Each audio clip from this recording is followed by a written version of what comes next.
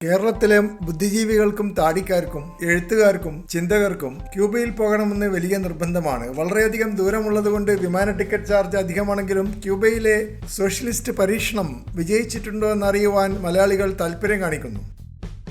മുതലാളിത്തം മനോഹരമായൊരു സാമൂഹ്യ വ്യവസ്ഥിതിയാണെങ്കിലും മലയാളികൾക്ക് അതിനോട് വലിയ താല്പര്യമില്ല. സമ്പത്തിൻ്റെ ഒരു ഭാഗം സാധാരണക്കാർക്കും കിട്ടണമെന്ന് വാശിയുള്ളതുകൊണ്ട് മലയാളികൾ സോഷ്യലിസത്തെ സപ്പോർട്ട് ചെയ്യുന്നു. കോൺഗ്രസ്സുകാരും മുസ്ലിം ലീഗുകാർ പോലും സോഷ്യലിസമാണ് ഇഷ്ടപ്പെടുന്നത്. എന്ന് മാത്രമല്ല, മതങ്ങളുടെ സ്വാധീനം അപ്രത്യക്ഷമായാൽ ഒരു സമൂഹത്തിന് എന്ത് സംഭവിക്കും എന്നറിയണമെങ്കിൽ ക്യൂബയിൽ പോകാതെ വേറെ മാർഗമില്ല. പള്ളികളും പട്ടക്കാരും ഇല്ലാത്ത ക്യൂബയിൽ ജനങ്ങൾ ലൈംഗിക സ്വാതന്ത്ര്യം അനുഭവിക്കുന്നു. ഗേൾഫ്രണ്ടിൻ്റെ കൂടെ കറങ്ങി നടക്കുവാനും കയ്യിലൊരു സാക്സോഫോണുമായി സ്ലോ ലൈഫിൻ്റെ മാധുര്യം അനുഭവിക്കുവാനും പറ്റിയ രാജ്യമായി ക്യൂബ അറിയപ്പെടുന്നു. ഇഷ്ടിക പാകിയ പ്രമണയിടിൽ കൂടി ഗേൾഫ്രണ്ടിൻ്റെ കൂടെ നടന്ന് പതുക്കെ പോയി മനോഹരമായ റെസ്റ്റോറൻറ്റിൽ ഡിന്നർ ആസ്വദിക്കുമ്പോഴുള്ള അനുഭവം തിരക്ക് പിടിച്ച അമേരിക്കൻ ശൈലിയിലുള്ള മുതലാളിത്ത ജീവിതത്തിന് ലഭിക്കുകയില്ല എന്ന് പലരും മനസ്സിലാക്കിയിട്ടുണ്ട്. കയ്യിലൊരു പൂക്കൂടയുമായി ഗേൾഫ്രണ്ടിൻ്റെ പുറകിൽ നടക്കുന്ന ക്യൂബക്കാരെ നമുക്ക് എവിടെ നോക്കിയാലും കാണാൻ പറ്റും. എങ്കിലും മുതലാളിത്തമില്ലാതെ സാമ്പത്തിക വളർച്ച ഉണ്ടാക്കുവാനുള്ള പ്രയാസം ക്യൂബയിൽ നിന്ന് നല്ലപോലെ നമുക്ക് മനസ്സിലാക്കാൻ പറ്റുന്നുണ്ട്. ചൈന പോലെ മുതലാളിത്തം രഹസ്യമായി സ്വീകരിക്കുന്ന കമ്മ്യൂണിസ്റ്റ് രാജ്യങ്ങൾക്ക് മാത്രമേ പുരോഗതി ഉണ്ടാവൂ എന്നും ക്യൂബ നമ്മളെ പഠിപ്പിക്കുന്നു. ഇന്ത്യയുടെ 3 ഇരട്ടി വരുമാനമുള്ള ക്യൂബ നമുക്ക് ഒരു ദരിദ്ര രാജ്യമായിട്ടാണ് അനുഭവപ്പെടുന്നത്. കേരളത്തിൻ്റെ 3 ഇരട്ടി വലിപ്പമുള്ള ക്യൂബയിൽ 1,13,00,000 ജനങ്ങൾ മാത്രമേ താമസിക്കുന്നുള്ളൂ. ഇന്ത്യക്കാർക്ക് പോലും ധനികമാണെന്ന് അനുഭവപ്പെടാത്ത ക്യൂബ പഴയ കാറുകൾ കൊണ്ട് വികൃതമായ ഒരു നഗരമുഖം ഉണ്ടാക്കിയെടുത്തിരിക്കുന്നു. ബാംഗ്ലൂരിലും ബോംബെയിലും കാണുന്നത് പോലെ പുതിയ മോഡൽ കാറുകളല്ല ക്യൂബയിൽ കാണുന്നത്. കാരണം ക്യൂബക്കാർക്ക് പഴയ കാറുകൾ ഉപേക്ഷിക്കുവാനുള്ള സാമ്പത്തിക ശേഷിയില്ല. ക്യൂബയുടെ തലസ്ഥാനമായ ഹവാന എപ്പോഴും സംഗീതവും നൃത്തവും നിറഞ്ഞ മനോഹരമായ ഒരു നഗരമാണ്. സിറ്റി ഓഫ് ജോയ് എന്നറിയപ്പെടുന്നു.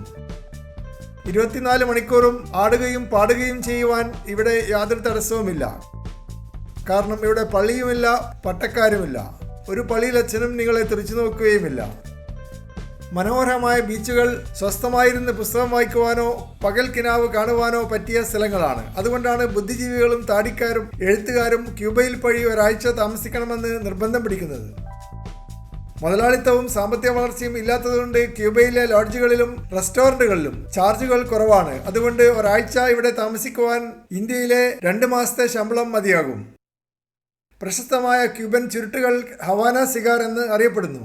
ഒറിജിനൽ ഹവാന സിഗാർ വലിക്കുവാൻ ക്യൂബയിൽ തന്നെ പോകേണ്ടി വരും. സോഷ്യലിസം കൊണ്ടുണ്ടായ ഗുണങ്ങളും ക്യൂബയിൽ നമുക്ക് കാണാൻ പറ്റും. ഡോക്ടർമാരും നഴ്സുമാരും സൗജന്യമായിട്ടാണ് എല്ലാ ചികിത്സയും ജനങ്ങൾക്ക് ചെയ്തു കൊടുക്കുന്നത്. എന്ന് മാത്രമല്ല, മുതലാളിത്ത രാജ്യങ്ങളിൽ പോലും അത്യാവശ്യ ഘട്ടങ്ങളിൽ ഡോക്ടർമാരെ അയച്ചു കൊടുക്കുവാൻ ക്യൂബ തയ്യാറായിട്ടുണ്ട്. വൈദ്യസഹായം മുതലാളിത്ത രാജ്യങ്ങളിൽ ചെലവേറിയ ഒരു കാര്യമായി മാറുമ്പോൾ ക്യൂബയിലെ ജനങ്ങൾ ഓപ്പറേഷൻ അടക്കം എല്ലാ കാര്യങ്ങളും സൗജന്യമായാണ് അനുഭവിക്കുന്നത്. മതങ്ങളുടെ ശല്യമില്ലാത്തതുകൊണ്ട് സെക്സിയായി വസ്ത്രം ധരിക്കുവാനും ബോയ്ഫ്രണ്ടിൻ്റെ കൂടെ കറങ്ങി നടക്കുവാനും ക്യൂബയിലെ പെൺകുട്ടികൾക്ക് സ്വാതന്ത്ര്യമുണ്ട്. ആണും പെണ്ണും ഒരുമിച്ച് നടക്കുന്നത് ഒരു പാപമാണെന്ന് ക്യൂബക്കാർ കരുതുന്നില്ല. അമേരിക്കയിലെ ഫ്ലോറിഡ സംസ്ഥാനത്തിലെ മിയാമി നഗരത്തിൽ നിന്നും വളരെ അടുത്താണ് ക്യൂബ സ്ഥിതി ചെയ്യുന്നത്. അതുകൊണ്ട് ധാരാളം മിയാമിക്കാർ ക്യൂബയിൽ വരികയും പോവുകയും ചെയ്യുന്നു.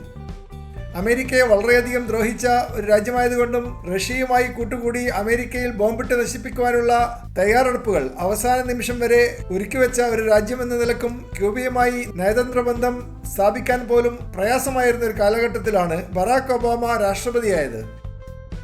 എല്ലാവരെയും അത്ഭുതപ്പെടുത്തിക്കൊണ്ട് അദ്ദേഹം ക്യൂബ സന്ദർശിക്കുകയും ചെയ്തു. അതോടുകൂടി ഇരു രാജ്യങ്ങളും തമ്മിൽ നല്ല ബന്ധം സ്ഥാപിക്കുകയും ക്യൂബ വാഷിംഗ്ടൺ DC-യിൽ ഒരു എംബസി തുടങ്ങുകയും ചെയ്തു. അതുപോലെ ക്യൂബയുടെ തലസ്ഥാനമായ ഹവാനയിൽ അമേരിക്കയുടെയും എംബസി തുടങ്ങിയത് ഒബാമയുടെ ഭരണകാലത്താണ്. ക്യൂബയിലെ സ്കൂളുകളിൽ ശാസ്ത്രം പഠിപ്പിക്കുന്നത് ഇന്ത്യയിലെ പോലെ പേടിച്ചല്ല.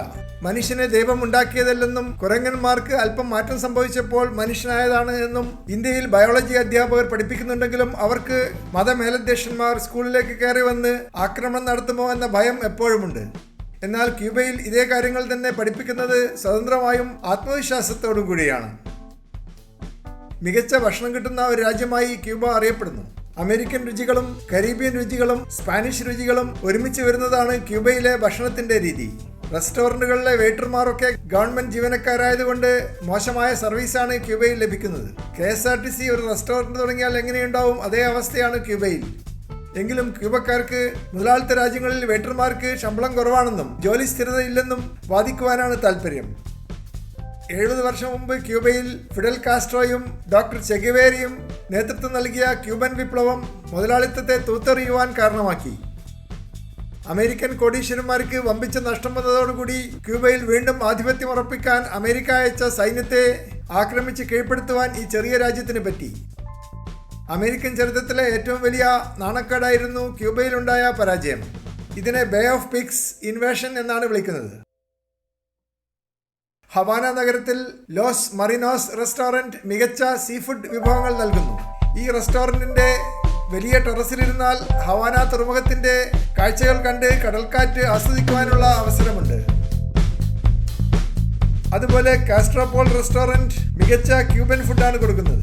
റോഡിലേക്ക് നോക്കി പഴയ അമേരിക്കൻ കാറുകളുടെ മോഡലുകൾ ഓർമ്മിച്ചെടുക്കുവാൻ പറ്റിയ ഒരു സ്ഥലമാണ് കാസ്ട്രോപോൾ റെസ്റ്റോറൻറ്റ്. അതുപോലെ ല ഫൊണ്ടാന റെസ്റ്റോറൻറ്റ് ഹവാന നഗരത്തിലെ ഏറ്റവും മികച്ച ഗ്രിൽ റെസ്റ്റോറൻ്റ് ആണ്. ഹോംലിയായ ഒരു അന്തരീക്ഷമാണ് ഇവിടെയുള്ളത്. വലിയ ജനപ്രീതി നേടിയതുകൊണ്ട് ഇവിടെ ഒരു ഇരിപ്പിടം കിട്ടണമെങ്കിൽ റിസർവേഷൻ അത്യാവശ്യമാണ്. ഹവാന നഗരത്തിലെ അന്തർദേശീയ വിമാനത്താവളം ഒരു വർഷം 57 ലക്ഷം യാത്രക്കാരെ മാത്രമേ കൈകാര്യം ചെയ്യുന്നുള്ളൂ. കാരണം ഇവിടെ ഒരു റൺവേ മാത്രമേ ഉള്ളൂ. എയറോഫ്ലോട്ട് എയർലൈൻസ് റഷ്യയിലേക്കും എയർ ചൈന ബീജിംഗിലേക്കും, ഡെൽറ്റ എയർലൈൻസ് ഫ്ലോറിഡ സംസ്ഥാനത്തിലെ മിയാമി നഗരത്തിലേക്കും സർവീസ് നടത്തുന്നു.